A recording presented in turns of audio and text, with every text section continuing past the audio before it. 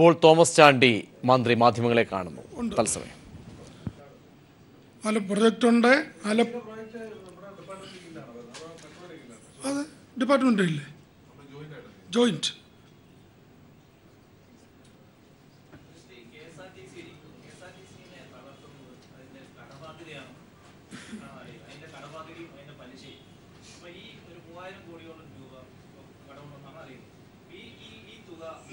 ₹3000 കോടി കടവില്ല. 3000 കോടി നമുക്കിപ്പോൾ അലോട്ട് ചെയ്തിട്ടുണ്ട് കേരള ഗവൺമെൻറ്. അപ്പോൾ അതിൽ നിന്ന് കുറേ ബാധ്യതകളൊക്കെ തീർക്കുക, എല്ലാം ബാധ്യത തീർക്കാനല്ല, പുതിയ പദ്ധതികൾക്ക് വേണ്ടിയിട്ടാണ്. അപ്പോൾ അതുകൊണ്ട് കുറേ ബാധ്യതകൾ, ഈ 13.5% പലിശയ്ക്കൊക്കെ കാശെടുത്താൽ എങ്ങനെ മുന്നോട്ട് പോകും ഒരു പ്രസ്ഥാനം? ഈ വകുപ്പിൻ്റെ കീഴിലുള്ള ഒരു KTDC തന്നെ, KTDFC തന്നെയാണ് 13-നും 13.5-ക്കും 12.5-ക്കും ഒക്കെ കാശ് കൊടുത്തിരിക്കുന്നത്.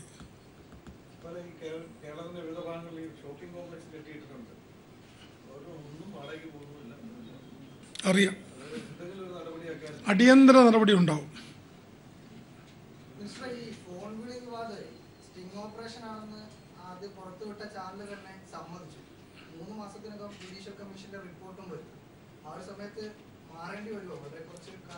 അറിയത്തില്ലല്ലോ, എനിക്ക് ഈ സ്ഥാനം വേണമെന്നില്ല, നിർബന്ധമൊന്നും ആളല്ലായിരുന്നല്ലോ.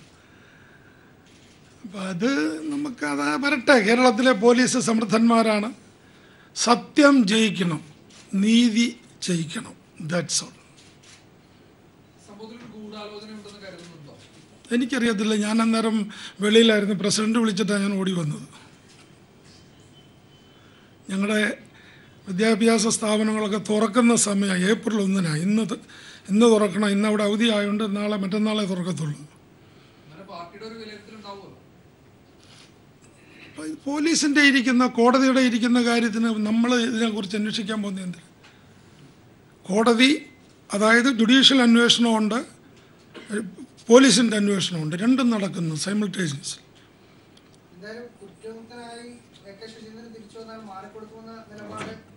അങ്ങനെ വരണമെന്ന് പ്രാർത്ഥിക്കുന്ന ആളോടാണ് ഞാൻ.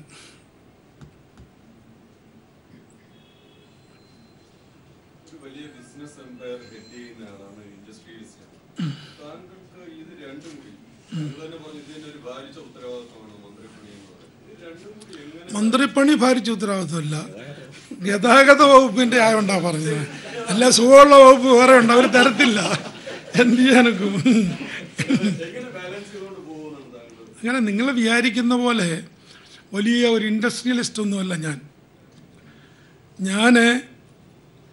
ഇവിടെ കുട്ടനാട്ടിലെ ഒരു യൂത്ത് കോൺഗ്രസ് പ്രവർത്തകനായിരുന്നു. സിന്ദാബാദൊക്കെ വിളിച്ച് നടന്ന കാലത്ത് എൻ്റെ അമ്മ എന്നോട് ചോദിച്ചു, എടാ മോനെ, നീ സിന്ദാബാദ് വിളിച്ചിങ്ങനെ നടന്നാൽ ഈ പെൺപിള്ളേരൊക്കെ നിൻ്റെ പൊക്കമായില്ലേ? ഒപ്പറ കച്ചവടമൊക്കെ അപ്പന് പഴയ പോലെ ഇല്ല. അപ്പോൾ കയ്യിൽ കിട്ടിയ വീസയുമായിട്ടൊരു പെട്ടിയും തൂക്കി പിടിച്ച് അങ്ങ് ബോംബെയിൽ നിന്ന് പ്ലെയിൻ കയറി പോയയാളാണ് ഞാൻ. അവിടെ ചെന്ന് 60 ദിനാറ് ശമ്പളം, അന്നത്തെ ഒരു സ്റ്റോർ കീപ്പറായിട്ട് എൻ്റെ തന്നെ ഒരു കസിൻ ജനറൽ മാനേജറായ കമ്പനി ജോലി തുടങ്ങി. പിന്നെ 90 വേറൊരു കമ്പനി 150 മാറിക്കിട്ടി. അവിടെ ഇരുന്നുകൊണ്ട് ഞാൻ ആ കമ്പനിയുടെ സ്റ്റോഴ്സ് മാനേജറായി, ജനറൽ മാനേജർ. 42 സ്റ്റോർ ഉണ്ടായിരുന്നു എൻ്റെ കീഴിൽ. അവിടെ ഇരുന്നുകൊണ്ട് തന്നെ ക്ലർക്കായിട്ട് ആരംഭിച്ചു, സ്റ്റോഴ്സ് മാനേജറായി. അവിടുന്ന് കുറച്ച് പണമൊക്കെ ഉണ്ടാക്കി അങ്ങനെ നിൽക്കുമ്പോഴാണ് 3 ഇന്ത്യൻ സ്കൂളുകളെ അന്ന് പോയിട്ടുള്ളൂ.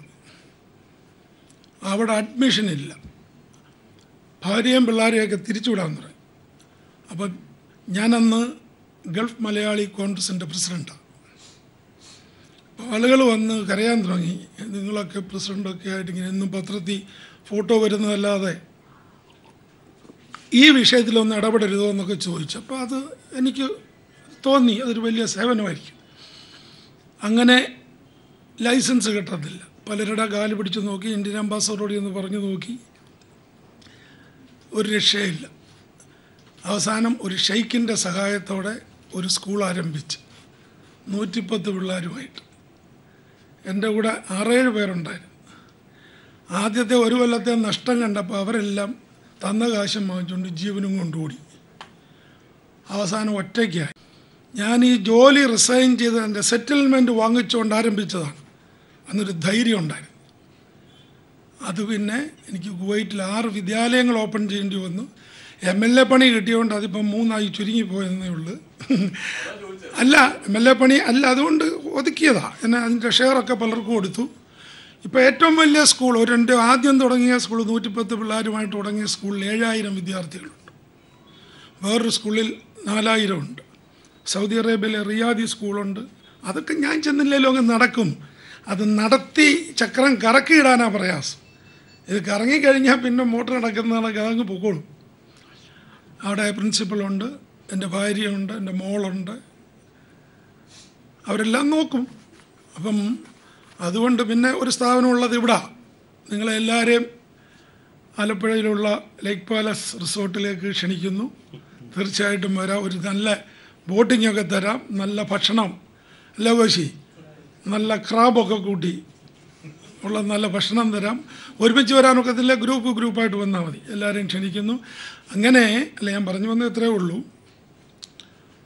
നിങ്ങൾ വിചാരിക്കുന്ന പോലെ വലിയൊരു ഇൻഡസ്ട്രിയലിസ്റ്റ് ഒന്നുമല്ല ഞാൻ. അവിടെ സ്കൂൾ നടത്തുന്നു, അത് ഇട്ടേച്ച് തന്നെ ഇവിടെ കരുണാകരൻ സീറ്റ് തന്നപ്പോൾ ഇങ്ങ് പോകുന്നത്. ജയിച്ചു, വീണ്ടും ജയിച്ചു, വീണ്ടും ജയിച്ചു. ഇപ്പം ദൈവിക നിയോഗമായിരിക്കും, മന്ത്രിയാകണമെന്ന് ആയി. അപ്പോൾ അതുകൊണ്ട് അതും ഇതും കൂടെ നടത്തിക്കൊണ്ടുപോകാൻ പ്രയാസമൊന്നുമില്ല. ഇവിടുന്ന് കൊണ്ട് 1 വർഷത്തിനകം ചെന്നില്ലേലും ആരും ചോദിക്കത്തില്ല എവിടെ ആയിരുന്നു.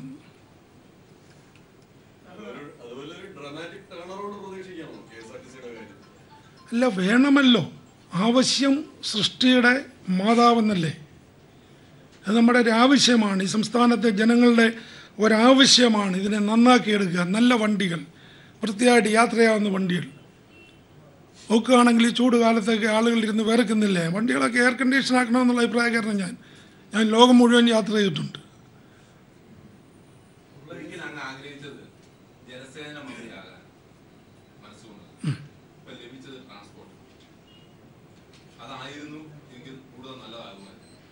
അല്ല, വേറൊരു കാരണങ്ങൾ കൊണ്ടുമല്ല.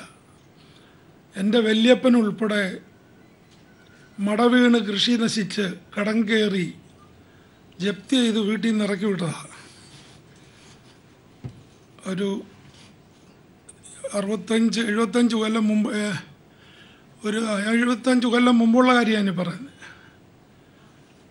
ഉണ്ടായിരുന്ന വസ്തുവും പോയി, നിലവും പോയി, എല്ലാം മടവീഴ്ച. 99 വെള്ളപ്പൊക്കം എന്നൊക്കെ കേട്ടിട്ടില്ലേ. പക്ഷേ ഇന്നാ വീട്ടിലാണ് ഞാൻ താമസിക്കുന്നത്. അതൊക്കെ മുകളിലൊരാളിരിപ്പുണ്ടല്ലോ. ഞങ്ങളുടെ വല്യപ്പന്മാർ നീതിവാന്മാരായിട്ട് ദേശത്ത് ജീവിച്ചുകൊണ്ട് അതൊക്കെ തിരിച്ചു വാങ്ങിക്കാൻ ഒത്തു. അതേ നാട്ടിൽ നിന്ന് MLA ആകാൻ ഒത്തു. 1 അല്ല 2 അല്ല 3-ാമത്തെ പ്രാവശ്യം. അപ്പം ഞാൻ ഉദ്ദേശിച്ചത് NCP ആയിരുന്നത് കൊണ്ട് ശരത് പവാറുമായിട്ട് ബന്ധമുണ്ടായിരുന്നു. അദ്ദേഹം ഒരിക്കൽ വന്നു, ഞാനൊരു ബോട്ട് യാത്ര നടത്തി. അപ്പോൾ എന്നോട് പോക്കറ്റിലെ ഡയറി എടുത്തു വെച്ചുകൊണ്ട് ഓരോന്നൊക്കെ ചോദിക്കുകയും കുറിച്ചെടുക്കുകയും ചെയ്യുന്നുണ്ടായിരുന്നു. അങ്ങനെ 1, 2, 3 പ്രാവശ്യം അദ്ദേഹം ബോട്ട് യാത്ര നടത്താൻ വന്നു. അദ്ദേഹത്തിൻ്റെ മനസ്സിലുണ്ടായതാണ് ഇതെന്താണ് ഈ കായലുകളൊക്കെ ഒരു കൃഷി മാത്രം കിടക്കുന്നത്, ഇത് 2 ചെയ്യരുതോ? ഞാൻ പറഞ്ഞു ചെയ്യാം. ഈ വെള്ളപ്പൊക്കം വരുമ്പം ഇതെല്ലാം അങ്ങ് മുങ്ങിപ്പോവും, അതിനെന്ത് ചെയ്യാൻ നോക്കും. അപ്പോൾ 6 ബ്ലോക്കിൽ കൂടെ ആ സമയത്ത് ഞാൻ ഇത് കണ്ടോ, അത് നിർത്തി കാണിച്ചു കൊടുത്തു. 6 ബ്ലോക്കിൻ്റെ ഉയരത്തിലുള്ള കൽക്കെട്ട്. അങ്ങനാട് കുട്ടനാട് പാക്കേജ് ഉണ്ടാകുന്നത് 1840 കോടി രൂപ. ഒരൊറ്റ കർഷക തൊഴിലാളിയുടെയും വീട്ടിൽ അത് ശരിയായിട്ട് നടന്നിരുന്നെങ്കിൽ വെള്ളം കയറത്തില്ലായിരുന്നു. ഇന്ന് വെള്ളപ്പൊക്ക കാലത്ത് കർഷക തൊഴിലാളിയൊക്കെ മുട്ടറ്റം വെള്ളത്തിലാണ് ഇപ്പോഴും കുട്ടനാട്ടിൽ ജീവിക്കുന്നത്. അത് നടപ്പിലാക്കേണ്ട ബാധ്യത ഉണ്ടായിരുന്ന വകുപ്പാണ് ഇറിഗേഷൻ വകുപ്പ്. എൻ്റെ ലക്ഷ്യം അത് മാത്രമായിരിക്കും. പിന്നെ കുടിവെള്ളത്തിൻ്റെ ക്ഷാമം എൻ്റെ നാട്ടിൽ എല്ലായിടത്തും ഉണ്ട്. അപ്പം ഇത് രണ്ടും കൈകാര്യം ചെയ്യുന്ന വകുപ്പ് എന്നുള്ള നിലയിലാണ് അത് ആഗ്രഹിച്ചത്.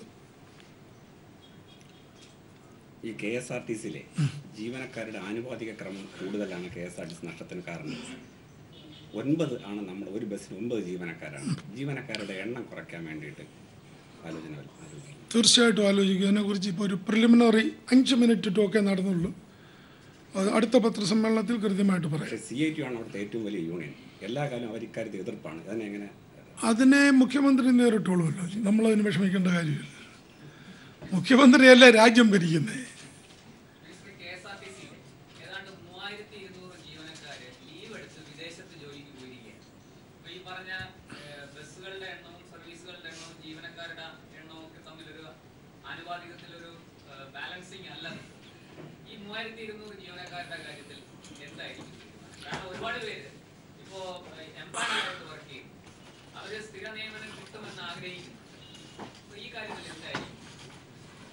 പഠിച്ചിട്ട് പറയാം.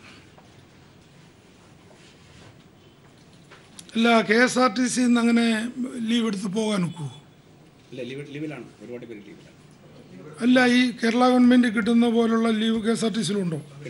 ഓ, ശരി. നിങ്ങൾക്കുണ്ടോ ഷാജി?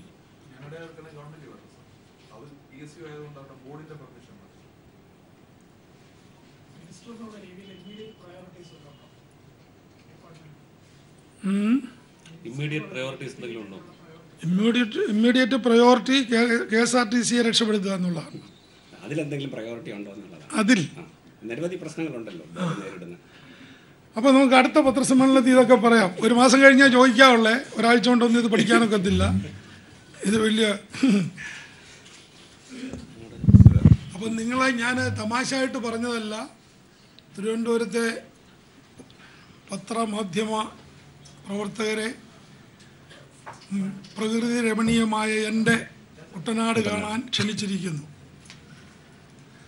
രാവിലെ ഇവിടുന്ന് ഇവർ ബസ് അറേഞ്ച് ചെയ്ത് തരും. അവിടെ വന്ന് ഭക്ഷണം കഴിക്കുക, കായൽ യാത്ര നടത്തുക, വൈകിട്ട് നിങ്ങളെ തിരിച്ച് വീട്ടിൽ കൊണ്ടാക്കും. നമ്മുടെ കോശി എൻ്റെ സെക്രട്ടറി കോശിയോ അല്ലെങ്കിൽ സൽമിനെയോ വിളിച്ചാൽ മതി. മന്ത്രിയായി അധികാരം ഏറ്റെടുത്തതിന് ശേഷം അദ്ദേഹത്തിൻ്റെ ആദ്യത്തെ പരിപാടിയാണ് നമ്മുടെ പ്രസ് ക്ലബ്ബിൽ നടന്നത്. KSRTCയിൽ നടപ്പാക്കാൻ പോകുന്ന പരിഷ്കാരം. മന്ത്രിയെ സത്യപ്രതിജ്ഞ ചെയ്ത ശേഷം തോമസ് ചാണ്ടി മാധ്യമങ്ങളോട് സംസാരിക്കുകയായിരുന്നു.